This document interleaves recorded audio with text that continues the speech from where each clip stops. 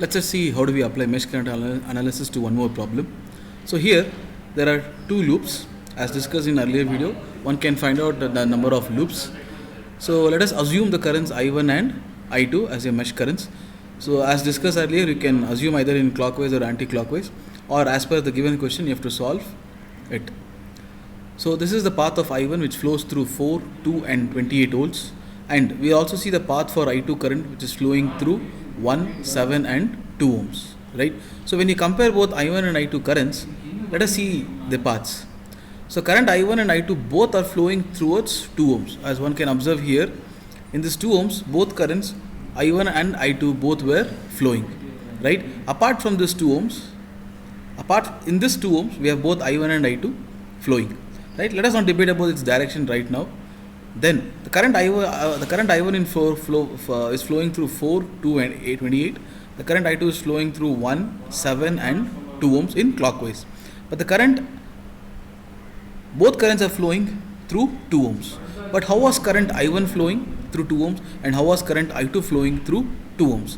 And remember, this current I1 and I2, it's our assumptions. I want you to analyze or observe how are the currents I1 and I2 flowing through 2 ohms here.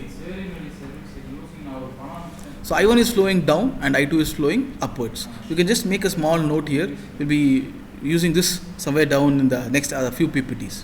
Right? I repeat, I1 was flowing down and I2 was flowing upwards.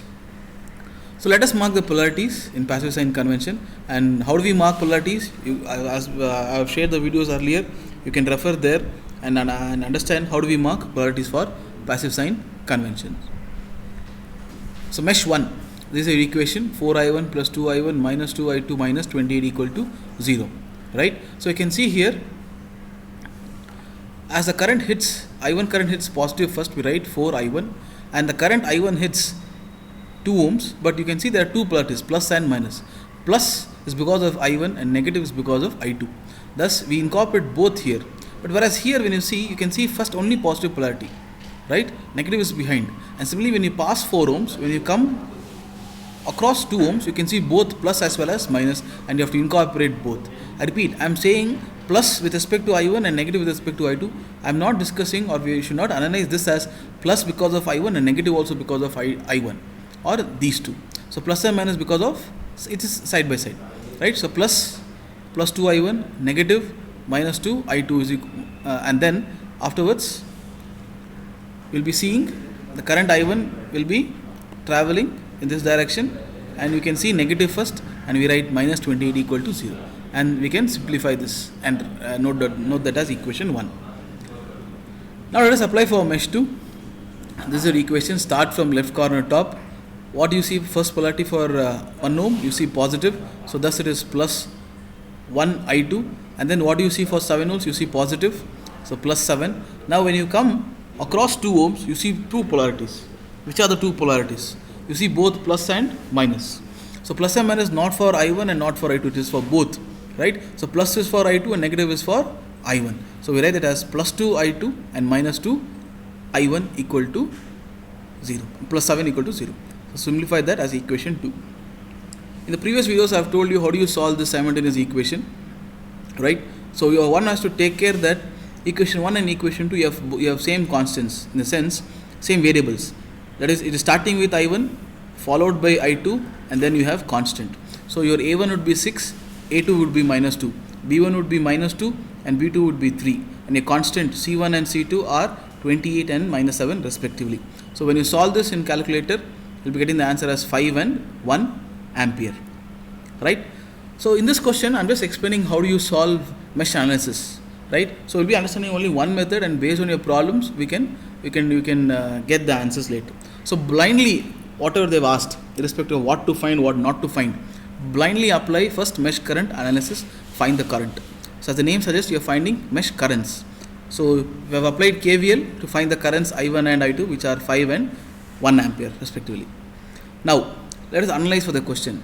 Let us say you see a question saying that solve the circuit by mesh current analysis, right, and find Vx. That's how it's a question for 8 or 10 marks. So here you can see we have asked you to find only Vx. So what do you do? Whatever steps I have told until now, you will do it, and you will derive at a point so that you will get the currents I1 and I2. From this, I'll explain how do you get Vx.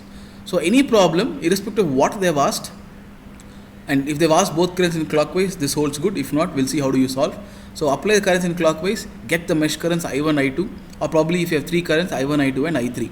Then let us read the question, what they've asked to find. We'll try to find the answers for it. So Vx. So by Ohm's law, we know the value of V is equal to I into R. So what is the value of R? We are trying to find Vx. So the value of R associated with Vx is 4 ohms. And you must find what is the current flowing through 4 ohms. Now we have two currents, I1 and I2. Out of I1 and I2, which mesh current is flowing through 4 ohms? So as shown earlier, I1 was flowing through 4, 2 and 28. So the current through 4 ohms is only I1. Thus your equation for Vx is I1 into 4. And what is the value of I1? The value of I1 is 5 amperes. So substitute, you get the value of Vx as 20 volts. Right? Next, let us say the next question is asked to find only Ix. Right? So how do you solve?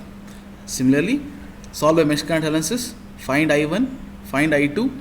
Then let us inspect how do we find for Ix. We have inspected for Vx, now let us do it for Ix. Now, in this branch, I repeat, in this branch, out of I1 and I2, which current is it flowing? So which current is flowing in this branch? In this branch, which current is flowing out of I1 and I2? So pause the video, analyze and say the answer. Right? If you already know, if you know, once you know the answer, you can play it. Right? So the current through 4 ohms is nothing but I1. As shown earlier, the red color icon, the red color circle which was flowing was I1. Right? Thus we can say that the value of Ix is simply I1, which is 5 amperes. Let us see one more possible question. Let us say they've asked us to find what is Vy. They've asked us to find what is Vy. So by Ohm's law we know Vy is I into R. And where are we finding? We are finding across 1 ohm. So the value of R is 1. Now how did I get minus I2 here? Right? So and you should also understand why did I get I2, why not I1? So we are finding where voltage across 1 ohm. Out of I1 and I2, which current flows through this 1 ohm? Right? It is I2. So I2, what is the path for I2? From this node junction, it flows through 1 ohm, 7 volt, and then from this junction backs to 2 and completes its path. Right? And that was shown in the yellow color circle. Right? So why is it negative then? Hope you have understood that it is I2 which is flowing through 1 ohm. Fine. But why negative? So the current I2, based on the given polarity, the current I2 hits which terminal of Vy first? It hits negative. Thus it is minus I2. But what was the case for Vx? Let us go back again to see Vx. Vx current I1 hits which polarity of Vx? The current I1 hits positive polarity of Vx, thus it is positive. Right? But whereas for Vy, the current I2 hits negative, thus it is minus. And what is the value of I2? It is 1. So 1 into minus 1 into 1, you get it as minus 1 volt. Now, let us say there's another possibility that they might ask you to find Iy. And let us say it is in this direction. Then how do we solve? Right? So just pause the question. If you know the answer, just try writing. And then once you have written your answer, you can play the video and verify whether it's right or wrong. Right? So now, I would say Iy as minus 5. How? Now, which current is flowing through these 4 ohms? As discussed earlier, it was I1. But I1, what is its path? We have assumed clockwise. It is flowing from this point left to right. I repeat, I1 is flowing from left to right. So this current is I1. So we want to find Iy. What is the direction of Iy and I1? They are opposites. So this current, if it is 5 amps, the current in opposite direction is minus 5 amperes. So to understand this concept, minus 5 amperes, I have shared already a video. How do you add and subtract currents in a parallel circuit? So there I think I think I have written there as 8 amperes. So it is 8 amperes going up. We can also rewrite that as you change the direction, because all our vector quantity has both magnitude and directions. So you change magnitude, the direction changes. You change the direction, the magnitude changes. So going right, if it is 5 amperes, going left would be minus 5 amperes, because all are vector quantities. So for example, if going right was minus 5, going left would be plus 5. So in this problem, I1 is going right through this 4 ohms right? It is plus 5. The current going left would be minus 5 amperes. So let us say there's another possibility of asking a current called IZ, right? So you can see IZ is asked here, and this is actually going in upward direction. So you should analyze which current is flowing in this branch apart from IZ out of I1 and I2. So I2 is flowing, good. Next, how I2 is flowing through this in this branch? I2 starts from this junction, moves right and comes down, but we are asking current going upwards. So then we are asking for the opposite direction. The answer would be IZ is equal to minus 1 ampere, right? Why 1 ampere? Because it is I2. Why minus? Because they have asked the direction IZ in opposite to I2. So when you have solved, you got I2 going down as 1 ampere. They are asking us in opposite direction. We write that answer as minus 1, right? Now let us say this is the last possibility. Let us say they are asking you to find IA, right? And where is IA? So as I started the video, I have told you to note down the current through 2 ohms was both I1 and I2. And I asked you to also note down that which current is going down and which current was going upwards. Now, current I1 is flowing down in 2 ohms branch. The current I1 is flowing down in 2 ohms branch. And the current I2 is flowing up in 2 ohms branch. So IA is a combination of I1 and I2. We cannot just say that IA is equal to I1 or IA is equal to minus I1 or IA is equal to I2 or IA is equal to minus I2, right? So IA is a combination of I1 and I2. But you should also, since all these are vector quantity, you should also take its direction into account. So how is IA traveling? IA is traveling downwards. Now the other current which is traveling down would be positive. The current traveling to the opposite direction of IA would be negative. Now I1 is traveling in the same direction of IA. I1 is traveling in the same direction of IA, thus it is positive. And I2 is traveling upwards through 2 ohms. This point is important. I2, understand, I2 is traveling right here. It is traveling down and then left and then top through this 2 ohms. So since it is traveling top through 2 ohms, it is negative. And I repeat, it's not just since it is traveling, with respect to IA, it is being negative. Right? So substitute I1, I2, you get the answer as 4 ampere. Right. So let us say they have asked you to find VA, right, and where this is positive and this is negative, right? By Ohm's law we know V is equal to I into R. So we have to find VA, which is nothing but voltage across 2 ohm. So by Ohm's law it is I into R. What is R? R is nothing but 2 ohms across which we are finding, right? So that should not be a problem. But how do we find I? So let me give you an easy way to solve this. I1 traveling in clockwise hits which polarity of VA first? So VA is marked, given in the question, you have not marked, right? These markings are given in the question, you are not going to mark. So I1 hits which polarity of VA first? I1 hits negative first, thus I1 is negative. I2 flows through 1 ohm, 7 and also through 2 ohms, right? Now when it's flowing through 2 ohms, it hits which polarity first? I2 hits which polarity first? So I2 hits positive polarity first, thus it is positive, right? So let me again explain for Vy. So Vy, it is I into R. R is 1 ohm, but what is I? The current I2 hits which polarity first? The current I2 hits negative, thus it is minus. So based on same concept, we have also solved for Va, right? So I want you to answer for Vb, right? So this is the solution is also recorded in the video, but I want you to pause the video, right? Write the answer and see whether you have got it right or wrong, right? I'll not be explaining for this Vb, it is as same as Va, and I don't want to give any hint also on this Vb. I want you to write down, pause the video, write down the answer, and then you can see or compare whether it's right or wrong. So let us see one more problem, for today, third problem. To find the current in 4 ohms and 1 ohm branch using KVL, so that you can find Vx, Vy, Iz. And this is actually a 12-mark problem. So let us see.